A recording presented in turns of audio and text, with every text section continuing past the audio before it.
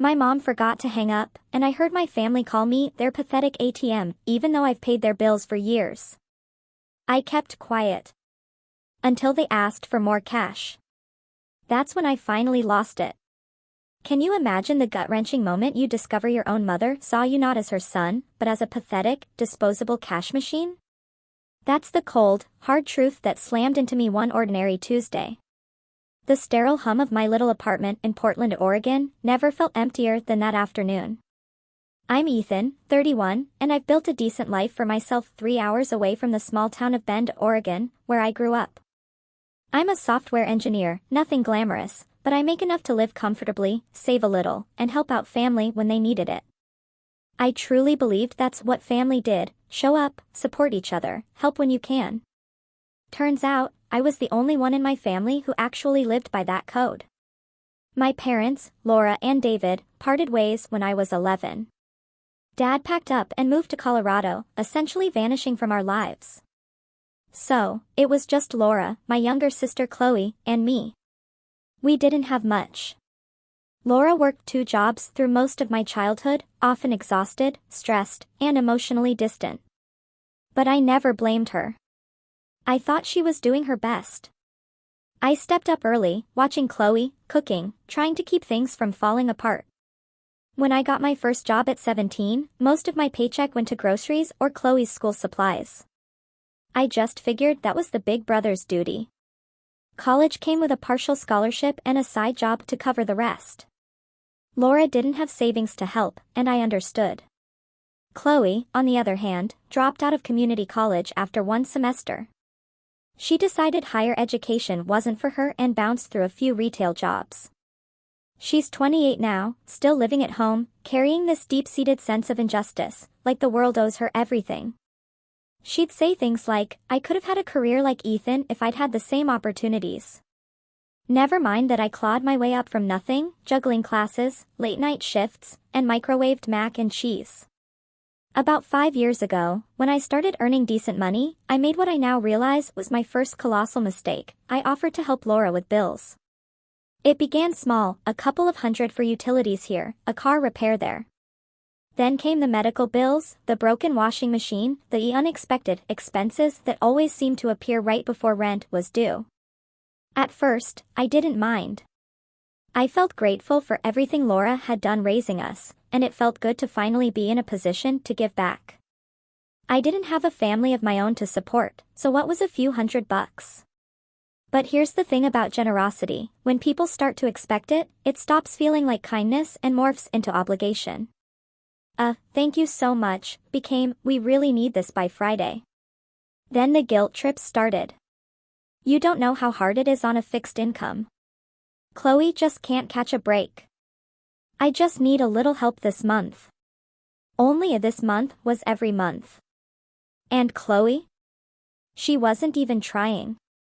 She'd flake out of shifts, complain about her manager, then text me asking for $200 for her phone bill as if it were pocket change. I started to feel like a backup plan they never intended to stop using. Still, I said nothing. I told myself I was keeping the peace, that family comes with baggage, that it was easier to send the money than to argue. But slowly, I began to pull back. Not dramatically, just subtly. I stopped offering. If they asked, I'd help if I could, but I stopped checking in weekly or sending surprise transfers when they were short. And I noticed the shift in Laura's voice. A coldness crept in, not outright hostile, but clipped. She called less. Chloe barely texted unless she needed something. I chalked it up to distance, figuring maybe they just felt embarrassed to ask anymore. Then came the day everything shattered. A few weeks ago, I was driving home from work. Bluetooth connected, music playing low. Laura had called earlier, and I must have forgotten to hang up. I'm not even sure how long the call had been running, maybe 5-10 minutes, before the music paused, and I heard muffled voices. I turned the volume up, utterly confused. That's when I heard them: Laura, Chloe, and some other voice, one of Chloe's friends, I think. They were laughing, chatting. And then my name came up. Chloe said, "I swear Ethan acts like he's doing us a favor." Like, bro, you make 6 figures and you're sending us crumbs. Then Laura chimed in, he's just trying to feel superior. Always has. Even when he was a kid, he wanted a gold star for doing the dishes. He thinks he's better than us just because he moved to the city. The other voice, some girl I didn't recognize, snorted. At least he's useful. A human cash machine. To which my mother, Laura, replied, and I will never forget these words for as long as I live. Yeah. Well, pathetic or not, he pays the bills. That's what matters. I sat in my car, engine running, completely still. Like if I didn't move, the words wouldn't be real. My hands shaking, I ended the call and just stared at the dashboard. Pathetic human cash machine. That's what I was to them. Not a son, not a brother, just a resource to exploit. And the worst part? I wasn't even surprised. Not really. Deep down, I think I'd always known. But hearing their voices so casual, so smug, it broke something vital inside me. I didn't confront them. Not immediately. For a few days, I just went numb. I replayed that call over and over, trying to make sense of it, trying to give them the benefit of the doubt. Maybe it was a joke. Maybe they were just venting. But it wasn't a joke. It was how they truly saw me. The more I dwelled on it, the more I realized this wasn't some isolated comment. This was the raw, unvarnished truth peeking through the cracks. They didn't love me. They loved what I could give them. A week later, I got a text from Chloe. Can you send $300? My car battery died and I can't get to work. No, hi, no, how are you? Just the usual demand, like nothing had changed. I stared at the message for a long time. And that was the moment I finally snapped. I didn't reply. I just stared at those words. Can you send $300? My car battery died and I can't get to work. No, please. No, I'm sorry to ask again. Just the sheer assumption that I would, because I always had. Like clockwork. Like I was hardwired to fix things the moment they broke, bills, emotions, relationships, her life. I set my phone down and walked to the window of my apartment. It was raining lightly, just enough to blur the city lights into watercolor streaks. People walked beneath umbrellas, cars hissed down the wet streets, and everything felt distant. I pressed my forehead to the glass, trying to feel something. Anger, sadness, anything. But I was just drained. I didn't want to cry. I didn't want to scream. I just wanted to be free. I left the text unanswered. The next day, Chloe called. I let it ring. Then Laura called. I sent it to voicemail. 3 hours later, another message popped up, this time from Laura. Hey, sweetie, just wondering if you got Chloe's message. She's really stressed. If you could help her out, that would mean a lot. I stared at the word sweetie for a full minute. The same woman who called me a pathetic cash machine less than 2 weeks ago was now layering on the fake warmth like it would cover the rot beneath. That's when it hit me. This wasn't love. This was customer service. I was only treated well when I was paying. For the first time in my life, I didn't feel guilty saying no. But I didn't send a dramatic message or cut them off. Not yet. I wanted to see what would happen if I simply stopped. That week, silence. The next, passive aggression. Laura posted some cryptic Facebook status about how ungrateful some children become once they make it, and forget where they came from. Chloe added a broken heart emoji and commented facts underneath. A few of her friends chimed in, too. Shaking my head, hate when that happens. Sad to see real ones change. All vague but pointed. I didn't respond. I didn't even like the post. Then the family group chat lit up. We had started it years ago when I was helping them coordinate Christmas gifts. I hadn't said much in it for a while, but suddenly I was tagged. Laura at Ethan, not sure if you saw Chloe's message, but she really needs that money. Can you help? Chloe, it's actually super urgent. Can't believe you're ghosting right now. You literally make bank. This is nothing to you. Then came the cherry on top. Laura again, after everything we've done for you. I almost laughed out loud. Everything they'd done for me? You mean raising me, that thing you're legally obligated to do? Or was it the years I spent sacrificing my social life, my weekends, my teenage years so that Chloe could have stability? The groceries I paid for? The rent I covered that one year when Laura accidentally overdrew her account 3 months in a row? Or the time I paid off Chloe's credit card so she could reset her life, only for her to buy a new iPad 2 weeks later? No, this time I wasn't letting it go. I typed out a message, then deleted it. Typed another, deleted that too. Nothing felt right. I didn't want to fight. I didn't want to argue. I just wanted to be done. So, I did nothing. A few days passed, then a full week.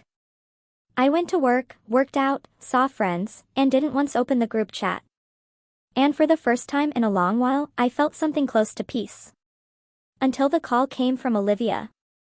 Olivia is Laura's older sister, practical, dry-humored, living in Northern California.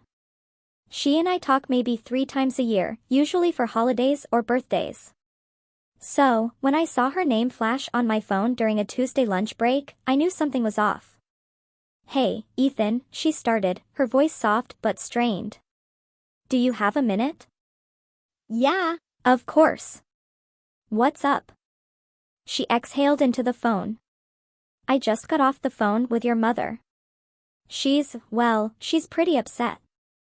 Says you're refusing to help Chloe during a really critical time. I clenched my jaw. Is that what she told you? She said Chloe's car died and that you've been ignoring them. That she's been struggling, and you're suddenly acting cold. That something must have changed.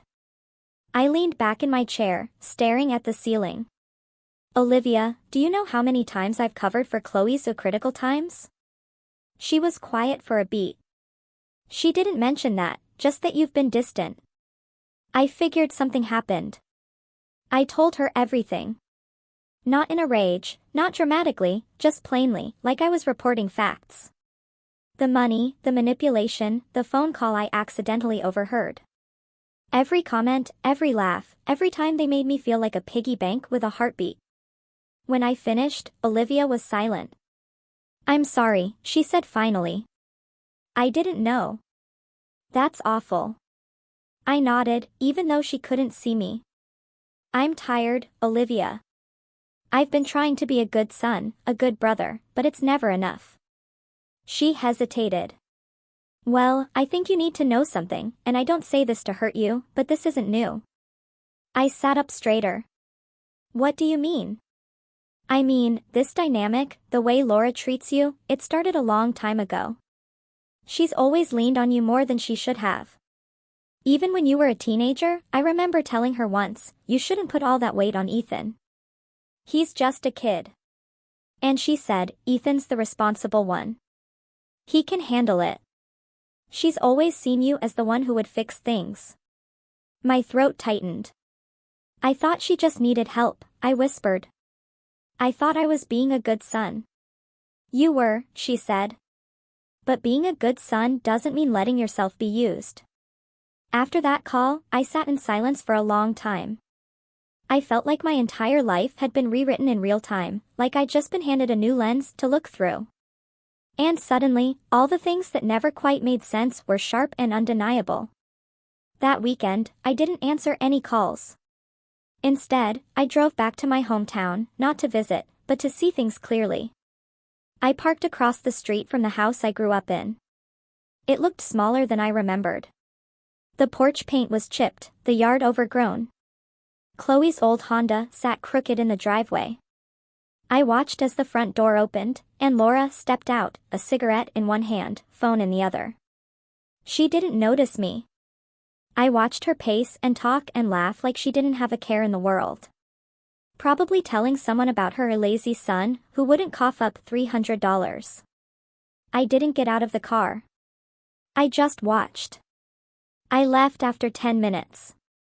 On the way back, I stopped at a diner on the edge of town, the same one I used to work at in college. As I drank my coffee, I scrolled through old texts, old Venmo transfers. Years of proof that I'd been the emergency plan, the fallback, the fixer. And the more I saw, the more I realized I hadn't just been used. I had been conditioned. Conditioned to believe that love had to be earned through service. That my value was tied to my usefulness. That saying no made me selfish. And then I saw it. A new text from Chloe. This one didn't even ask. It demanded. I told Mom you'd send it by Friday. Don't make her stress about this. That was it. No, please. No, thanks. No context. Just pure, unadulterated entitlement. I felt something hot rise in my chest. Not rage. Not grief. Resolve. I typed something out, paused, deleted it. Typed another, deleted that too. Nothing felt right. I didn't want to fight. I didn't want to argue. I just wanted to be done. So I decided this wasn't going to be a simple a no. This was going to be the end of it. But not on their terms. Not with a fight. Not with screaming.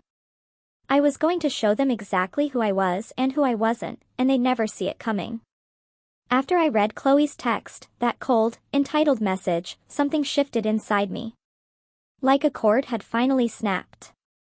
Not violently, not all at once, but like a tired, fraying rope that had been pulled too tight for too long. I didn't reply. I didn't even screenshot it. I just stared at the words until they blurred. Then I locked my phone and set it face down on the kitchen table.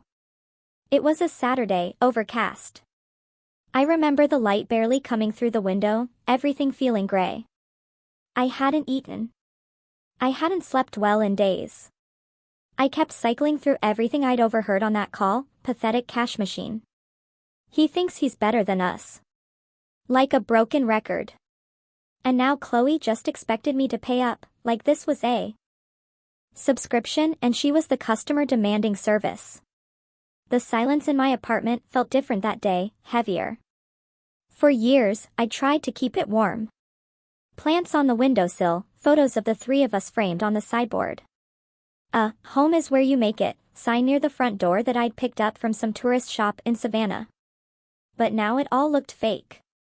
Set dressing. Props for a life I thought I had but didn't. I felt hollow, used, and deeply, deeply alone. For the first time in years, I asked myself something I'd been too scared to ask: what if they never loved me? Not the way I loved them. Not with the kind of love that's unconditional, unselfish, real. What if all this time I'd been chasing a version of family that only existed in my head? That day, I didn't answer a single call or text.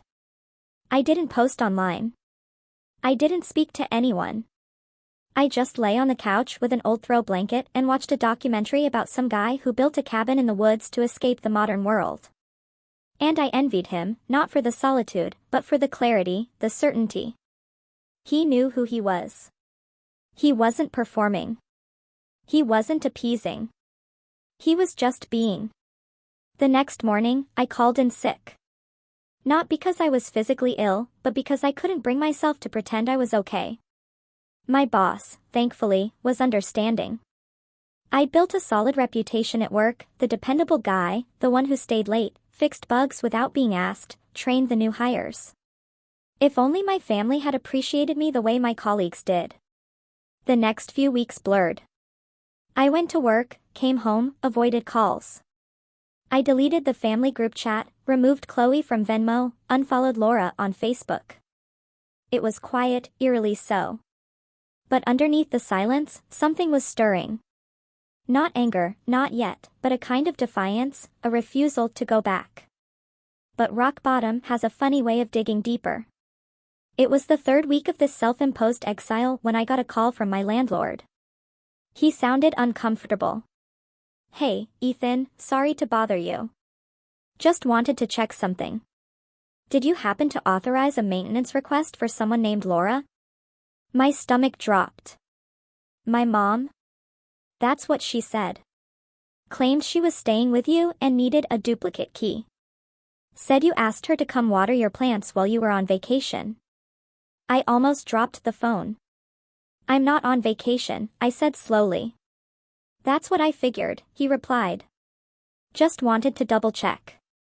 She showed up in person, seemed very confident. I hung up, shaking.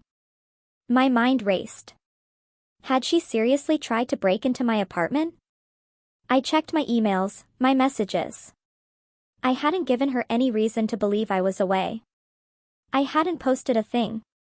And then I remembered, years ago, I had once joked that if anything happened to me, she'd know where the spare key was, buried in a magnet box behind the recycling bin in the basement garage. I ran down 6 flights of stairs. The box was gone. I was furious, but more than that, I was scared. She had tried to let herself into my life, literally uninvited, unannounced, like my boundaries meant nothing. Like I was her property, her investment. I changed the locks that night, and that was when I hit the real bottom. Not when I overheard the phone call. Not when I was guilt-tripped over money. Not even when I cut contact. No, it was when I realized that I didn't know who I was without them. I had shaped so much of my identity around being the good son, the helpful older brother, the fixer. Without that role, what was left? I was just Ethan, 31, alone in a silent apartment with new locks and dead plants. I didn't cry. I started journaling. Nothing dramatic. Just 1 page every night. A brain dump. Whatever I was thinking, however ugly or small. And slowly, I began to understand something. I hadn't just been giving them money. I'd been giving them power over how I saw myself, over my worth. And I was done with that. Rebuilding didn't happen all at once. It never does. But I began with small things. I took down the photos on the sideboard, replaced them with pictures from trips I'd taken alone, hiking in Yellowstone, a blurry photo of me grinning on a rooftop in San Francisco, a candid shot a stranger took of me reading in a hammock in Maui. I threw out the "home is where you make it" sign. That home was gone. It never existed. I signed up for a boxing class, not because I wanted to fight, but because I needed to feel something in my body besides tension and dread. The first few sessions were brutal. I was slow, clumsy, sore for days. But each punch I threw felt like a tiny release. At work, I started speaking up more, not just on projects, but about boundaries. I told my manager I wasn't available after 7 p.m. anymore. I stopped picking up the slack when others fell short. I didn't need to prove myself. I was already enough. I reconnected with friends I'd lost touch with, people I'd neglected while trying to keep my family afloat. We got dinner, saw movies, played board games on Sunday nights. They didn't want anything from me. They just wanted me. And slowly, very slowly, I started to feel whole. One of the biggest turning points came about 6 weeks later. I got a message on LinkedIn from a recruiter at a tech company I'd admired for years. They had an opening on a product team. They'd seen some of the open source work I'd contributed to and were impressed. We set up a call. One thing led to another, and I found myself interviewing for a senior engineer position that would not only pay more but come with remote flexibility and leadership potential. During the final interview, the hiring manager asked, "What motivates you?" And I surprised myself with the answer. "I used to think it was being needed," I said. "But now I think it's building things that last. Whether it's a product, a relationship, or just a version of myself I can be proud of." I got the job. The offer letter came 2 days later. I accepted without hesitation, but I didn't tell anyone. Not Laura, not Chloe, not even Olivia. This victory was mine, and it came without strings. As the weeks turned into months, something strange happened. I stopped missing them. Not the people they pretended to be. Not the version of family I had carried in my heart for so long, but the real them, the ones who saw me as leverage, as a tool, as a means to an end. I didn't need their approval. I didn't need their praise. I didn't even need their apology. But closure, that was a different story. And fate, it seemed, wasn't done yet. Because just when I thought they had moved on, that they had found some other source of income or finally learned how to manage their own lives, I got a message that sent a chill down my spine. It was an email. Subject line, need to talk. Sender, Laura Mitchell, my mother. There was no greeting, no hi or how are you, just one line, your sister told me what you've been up to. We need to have a serious conversation. I stared at it for a long time, because that was the moment I knew they weren't just after money anymore. Something else was happening. Something bigger. And whatever it was coming for me next. When I saw that subject line, need to talk, my chest tightened like a vice. It had been 3 months since I'd cut contact. 3 months of silence. 3 months of healing, of clarity, of finally learning how to breathe without the weight of obligation pressing on my ribs. And now she was back, or at least trying to be. The email was short. Just that one sentence, your sister told me what you've been up to. We need to have a serious conversation. No details, no tone, no clue what she meant by what you've been up to. My stomach churned. I hadn't told anyone about the new job, the pay bump, the remote flexibility, or the equity package. I'd kept that lock tight, partly out of spite, but mostly out of self-protection. I wanted it to be mine. So, how did she know? There were only a few possibilities. Maybe she found something online, LinkedIn, a blog post, a company press release. Or maybe. I opened my texts. Sure enough, there it was. A single message from an unknown number, new job, huh? Not surprised.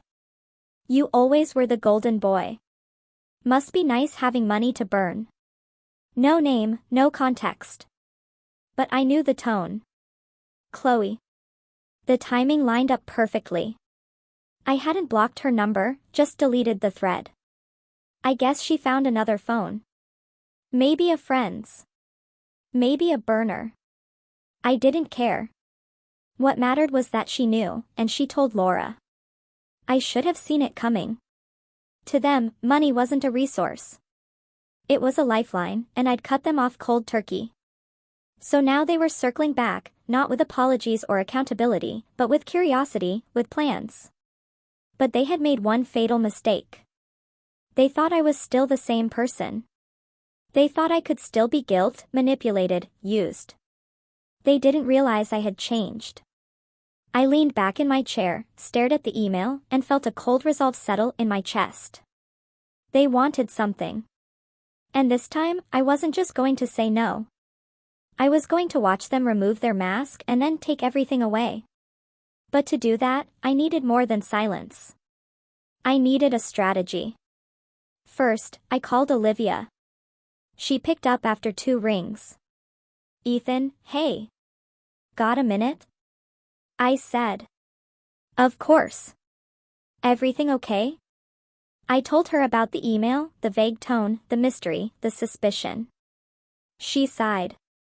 I was afraid something like this would happen. You've talked to them? Not directly, but I've heard things from cousins, neighbors. Apparently, your mom's been telling people you're doing really well and that she's just waiting for the right time to rebuild the family bond.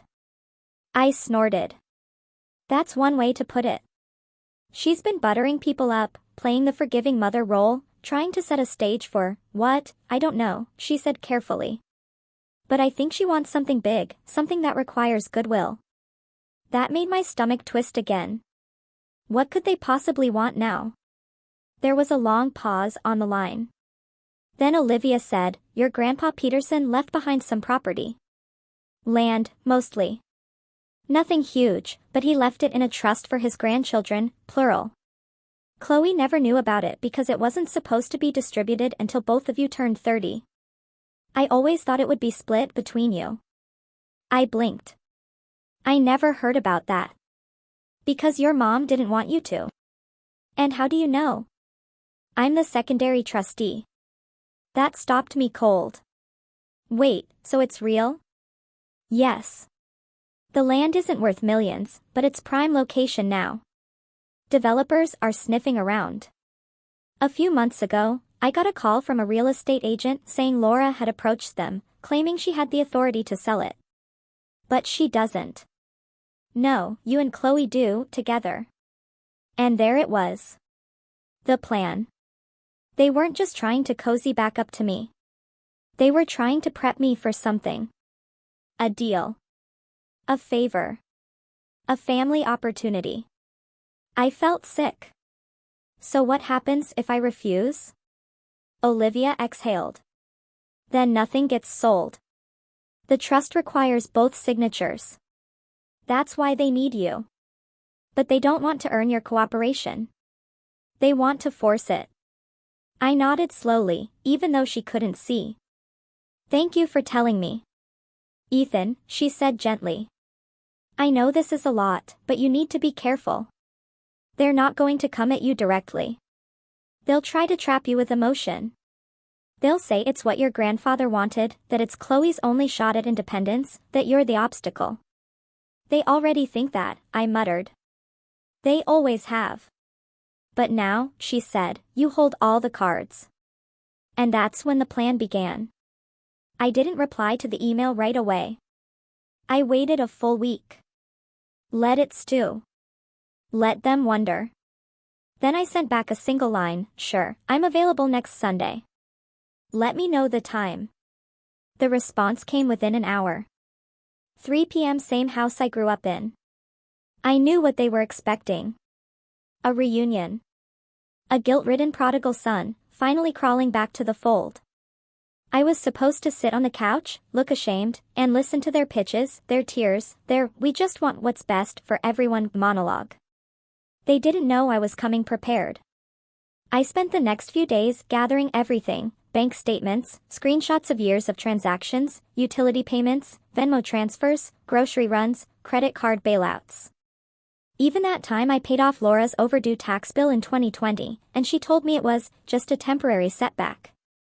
I printed them all, organized them by year, put them in a slim black folder, and tucked it under my arm the day I drove to their house. I didn't dress up, just jeans and a plain gray hoodie. I didn't want to look like the successful son. I wanted to look forgettable. Someone they'd underestimate. Someone they thought they still had power over. When I knocked, Laura answered. She looked exactly the same. Maybe more tired, maybe with a bit more makeup than usual, but still wearing that practiced smile, the one she pulled out when she wanted something. Her eyes flicked to the folder, but she said nothing. Ethan, she said warmly. Come in. I stepped inside. The house smelled the same, some mix of potpourri and microwave leftovers. The living room was cluttered. Chloe sat on the recliner, legs folded, scrolling her phone like she wasn't expecting this to matter. Hey, she said flatly. Hey, I replied. We sat for a few minutes. No one spoke. Then Laura launched into it. I'm so glad you came. I know things have been difficult, but families go through rough patches.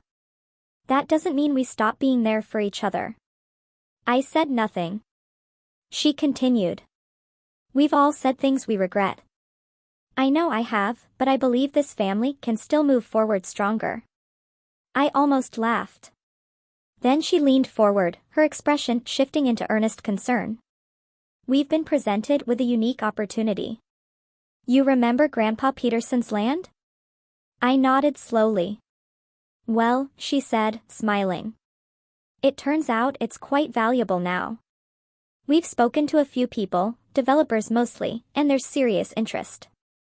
But of course, the trust requires signatures. Yours and Chloe's. I turned to my sister. She was chewing gum, looking bored. It could mean a fresh start, Laura added. For all of us. A chance to get back on our feet. You mean your feet? I said quietly. Laura blinked. Excuse me? I set the folder on the table. Before we talk about moving forward, I think we need to talk about the past. Chloe rolled her eyes. Oh God, here we go. I opened the folder. Page 1, a summary of financial contributions, year by year. I didn't speak for a while. Just let them flip through it. Laura's face shifted first.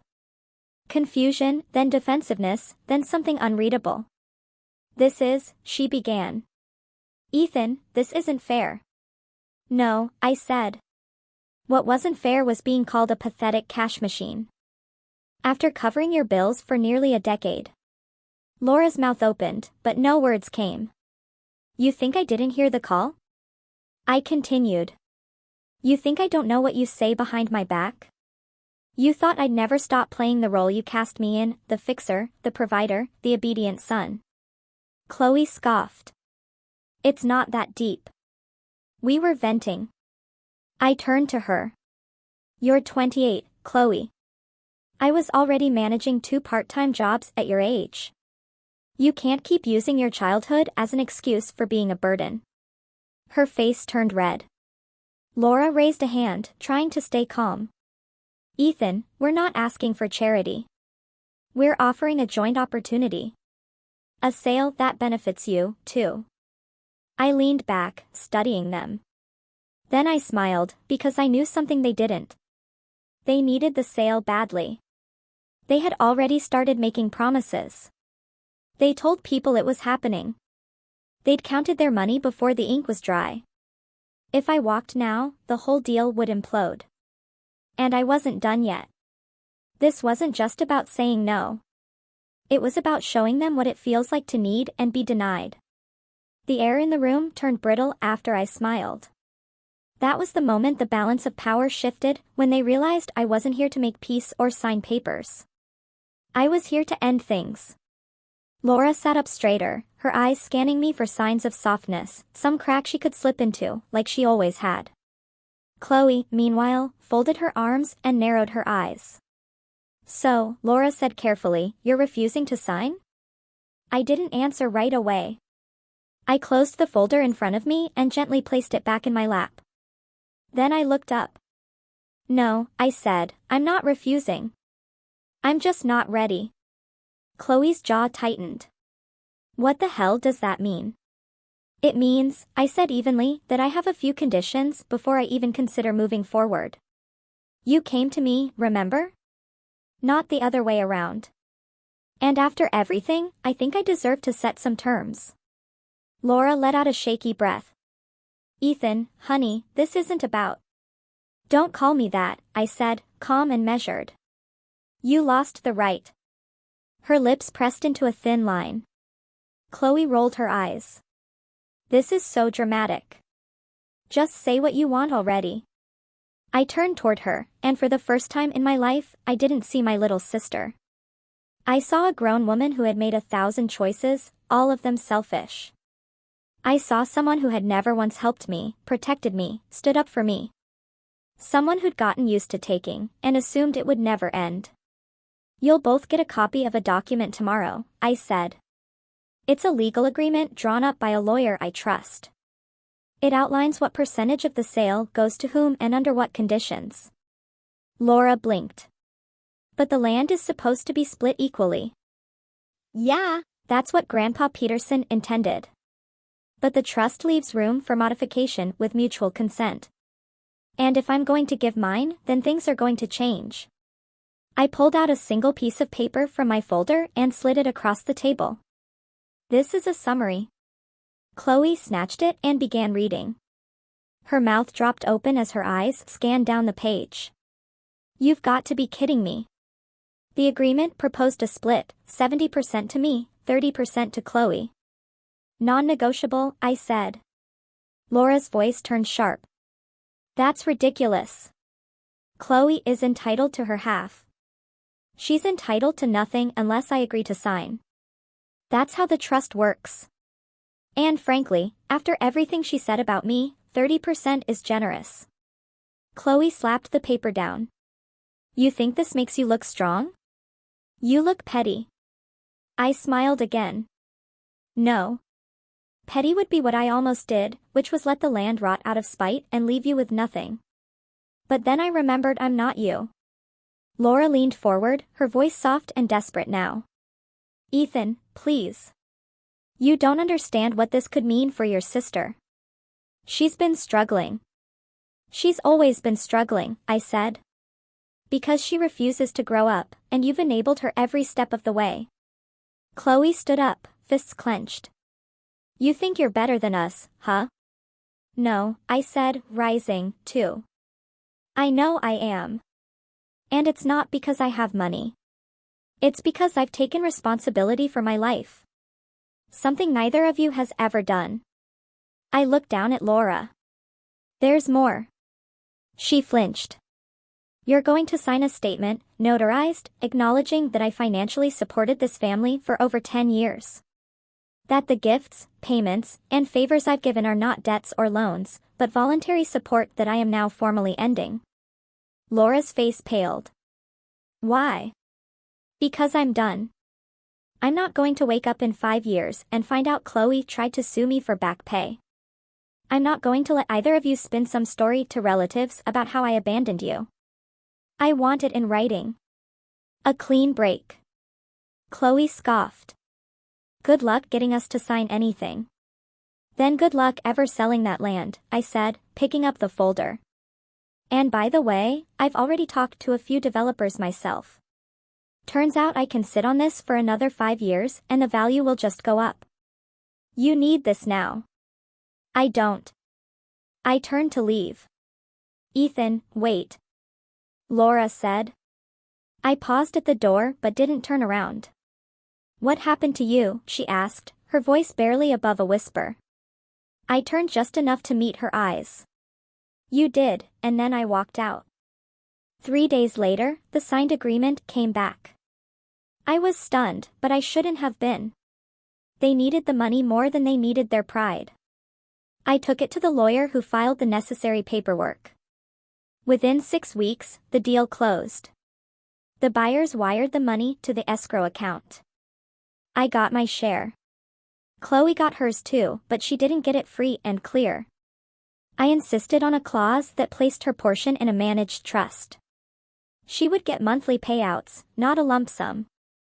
It protected her from blowing it all and crawling back to me 6 months later. It wasn't kindness. It was insurance. Laura, meanwhile, got nothing. The property was never in her name.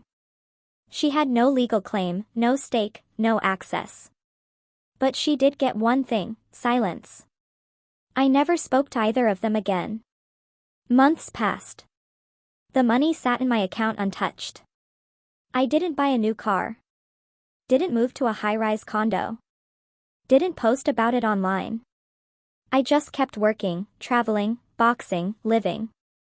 One night, I got drinks with a colleague from the new job, a quiet guy named Noah, who once told me he was estranged from his parents, too. After a few rounds, I told him the whole story. He whistled when I finished. Man, he said, shaking his head. You didn't just cut the cord, you burned the whole tree down. I laughed, not bitterly, truly laughed from the gut. And then I said, Yeah. And it's the best decision I ever made. Because it was. Revenge isn't always about destruction. Sometimes it's about clarity, about standing up, not to hurt, but to end the hurt. To build a wall between yourself and the people who never deserved access to your heart in the first place. I didn't need them to apologize. I didn't need them to change. I just needed them gone. This journey of realizing my family's true colors was devastating, but ultimately, it was freeing. If you've ever felt like you were just a resource to the people who should love you most, what did you do? How did you reclaim your sense of self-worth? Let me know your thoughts in the comments below.